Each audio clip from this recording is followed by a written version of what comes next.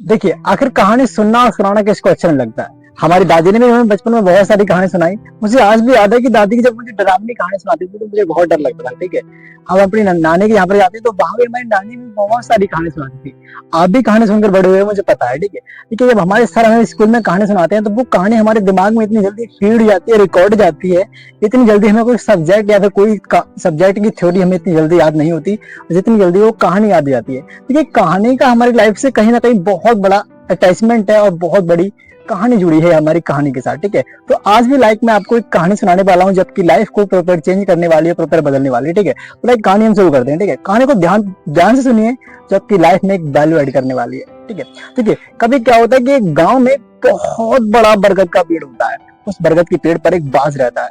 उसी बरगद के पेड़ के नीचे एक मुर्गी के बच्चे रहते हैं। ठीक है, तो एक दिन क्या होता है, बहुत बड़ा तूफान आता है। तो तूफान के आने की वजह से, लेकिन उसी जो बरगद का पेड़ होता है उसी बरगद के पेड़ के ऊपर एक जो बाज है वो घोंसला बनाकर रहता है। लेकिन उसी जब उस घोंसले में उसके बच्चे होते हैं तो जो अचानक तूफान आने की वजह से, और तूफान इतना खतरनाक होता है कि जो आसपास के जो पेड़ हैं वो वहां पर टूट जाते हैं। जो बरगद के पेड़ होते हैं उससे जो घोंसला गिरकर वो मुर्गियों को बच्चों में जाकर इंक्लूड हो जाता है, उनमें मिल जाता है। ठीक है, वो अंडे उसमें जो बाज के बच्चे के अंडे होते हैं वो अंडे मुर्गियों के बच्चों में जाकर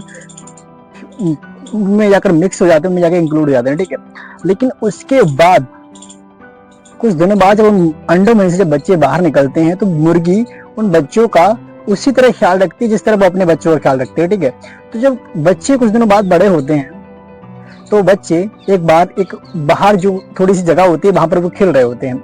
तो बाज का बच्चा मुर्गियों को बच्चों से कहता है कि भाई, जो आसमान में इतनी जोर पर जो बाज उड़ रहे हैं, क्या मैं उनके हम इतने ऊंचे आसमान में क्यों नहीं उड़ सकते।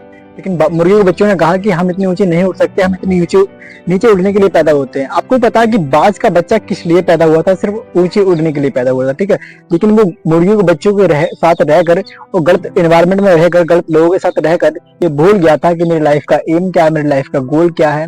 देखिए हम सब लाइफ में बहुत कुछ अच्छा अचीव कर सकते हैं, बहुत कुछ अच्छा अपने लाइफ में यूटिलाइज कर सकते हैं, लेकिन क्या होता है कि गलत लोगों के साथ रहकर और गलत एनवायरमेंट में रहकर हम ये भूल जाते हैं कि हमारी लाइफ का एम क्या है, हमारी लाइफ का विजन क्या है। ठीक है, तो देखिए मैं आपको सिर्फ एक ही बात गाइड करने की कोशिश कर रहा हूँ, आपको समझाने की कोशिश कर रहा हूँ कि हम सब एक बाज हैं, एक ऊंची उड़ाने के लिए पैदा हुए हैं।